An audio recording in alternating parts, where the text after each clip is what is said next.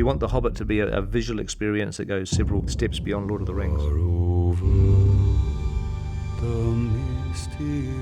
Fans of The Hobbit, they're going to get so much more.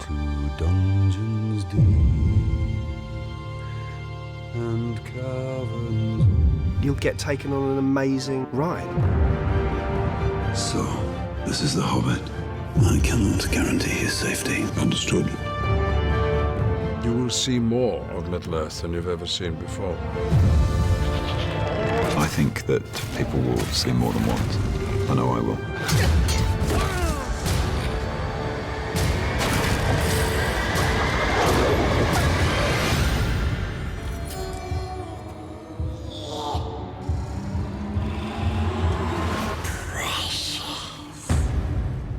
When we made The Lord of the Rings, I was absolutely sure that that was going to be a once-in-a-lifetime experience.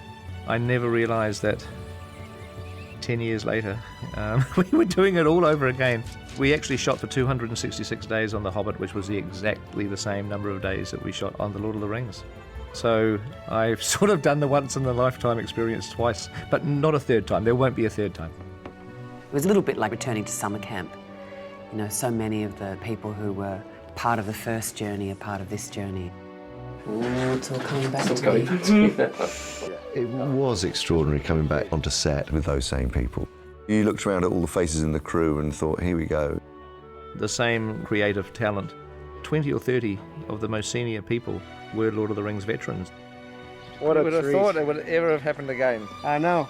To have a chance to return, pop the wig on and the feet on, it kind of feels like I've stepped into a time machine. And I get to meet all of these other actors who are coming along for the real long journey and sort of seeing in them a little bit what we felt like when we started.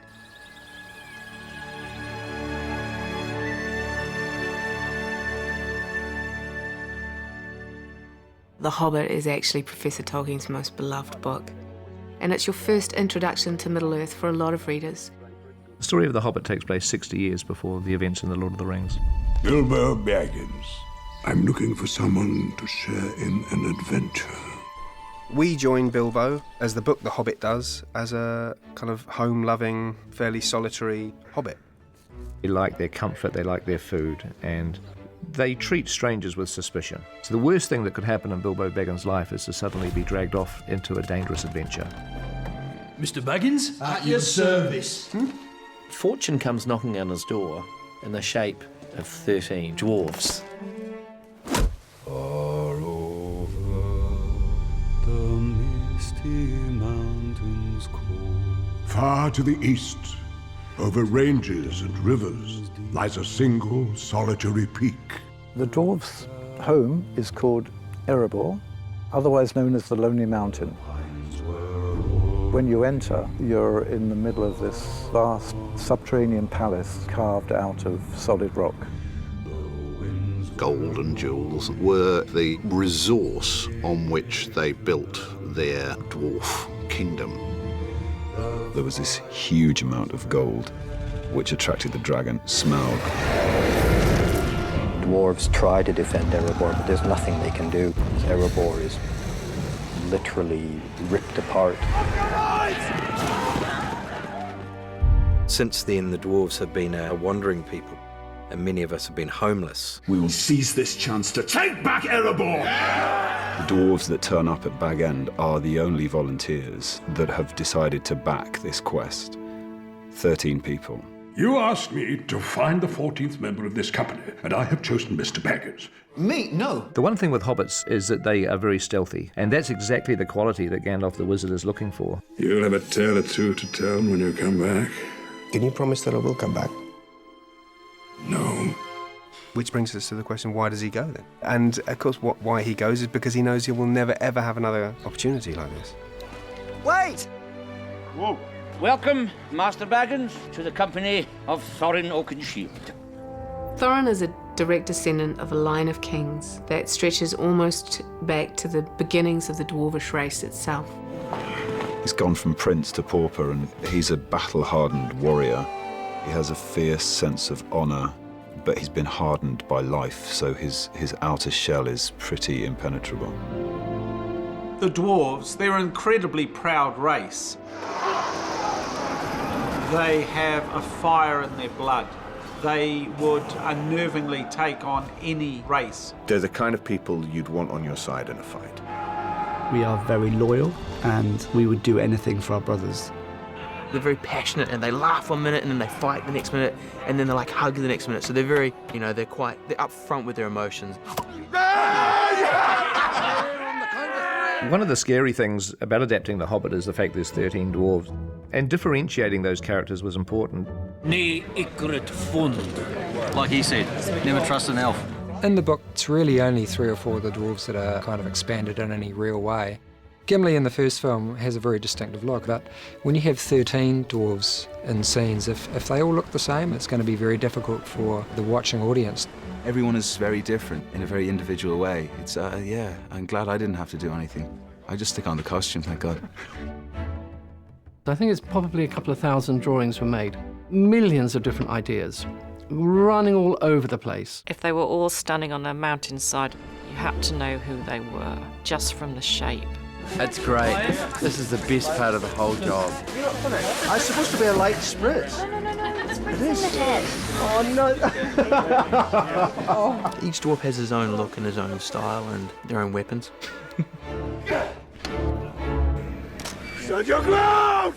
We managed to invent all kinds of interesting methods of warfare. Some fun, some lethal, or some fun, but all lethal. In the end, Pete fell in love with each and every one of those characters. And as much as there's a little bit of dwarf in Peter, I think there's a little bit of Peter in all those dwarfs. Here we go, rotate. The wonderful thing about Peter and his team is that they make it the book and something else. People always say, well, it's this very relatively slight novel, and so how come it's 3 movies? The Hobbit was almost a lifetime's work for Tolkien. We went into the appendices, which you find at the end of The Lord of the Rings, and you learn very specifically about events that occurred in The Hobbit. We're actually expanding The Hobbit, but using Tolkien's notes in the appendices very much as our blueprint. Gandalf, where are you going? Gandalf in The Hobbit, he's often away doing other business, and quite what that is not revealed in the novel. In the films, we get to see what Gandalf was up to when he wasn't on the journey. Tolkien, he created a whole world, the different creatures or people who live in that world, and real history stretching back thousands of years. There's going to be some new characters that are part of Tolkien's story that people haven't thought about. The dark part has found a way back into the world. Excitement looms. Well, Radagast is a wizard. One of the 5. We know that he's an animal-loving, forest-dwelling wizard. Your mind instantly goes to a ragged hermit-type figure. But he loves the animals and the birds in the bushes. I'll draw them off! Go! Oh, dear, oh, dear. Radagast, he's all here in his heart. It's not perhaps quite all there.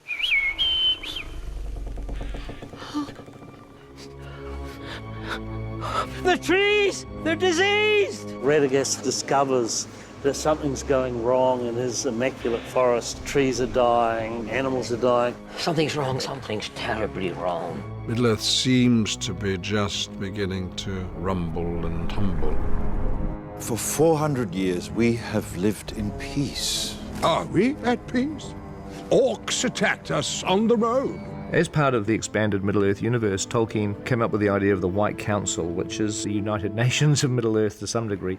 Gandalf, Elrond, Galadriel, Saruman, they play a role in illuminating those sort of broader political landscape.